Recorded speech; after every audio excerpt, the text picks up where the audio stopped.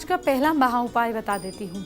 शादी का योग नहीं बन रहा तो रात में तांबे के बर्तन में पानी भरकर विष्णु भगवान की मूर्ति या तस्वीर के सामने रखें। सुबह ब्रह्म मुहूर्त में उस बर्तन को लेकर खुले आसमान के नीचे खड़े हो जाएं।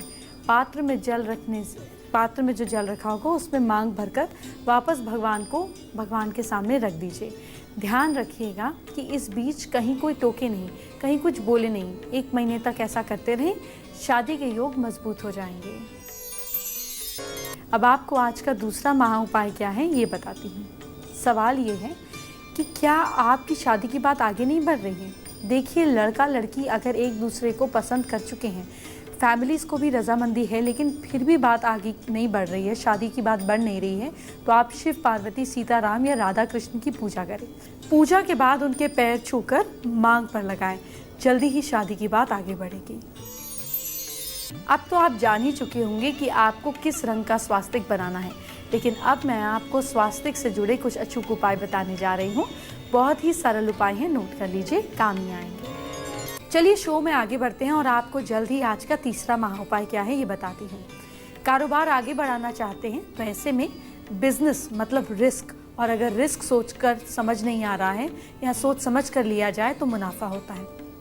अब अगर आप बिजनेस आगे बढ़ाने की सोच रहे हैं तो फैक्ट्री या दुकान के दरवाजे के दोनों तरफ बाहर की ओर थोड़ा थोड़ा गेहूं का आटा रख दें। याद रखें कि ऐसा करते हुए आपको कहीं कोई देखे नहीं। इस आटे को जैसे जैसे चींटियां खाएंगी वैसे वैसे आपका बिजनेस बढ़ता जाएगा। आपको आज का चौथा महा उपाय बताने का वक्त आ गया है। क्या बिजनेस में अड़चने हैं? ऐसे में अगर आपके बिजनेस में आए दिन अड़चन बाधाएं आती रहती हैं तो आप 12 गोमती चक्र लेकर लाल रंग के कपड़े में बांधकर दुकान या अपने ऑफिस के बाहर मेन गेट पर लटका दें। इससे ग्राहकों की संख्या बढ़ेगी, बिजनेस में आने वाली बाधाएं दूर होंगी। आइए अब आपको शो के आखिर में आज का 5वां और आखिरी महा उपाय बताती हूँ। दुकान में बरकत नहीं है तो दुकान की तिजोरी के पास महालक्ष्मी और गणेश जी की तस्वीर लगाएं। दुकान खोलकर साफ सफाई करने के बाद गणेश जी की पूजा करें, फिर लक्ष्मी जी की पूजा करके गद्दी पर बैठे।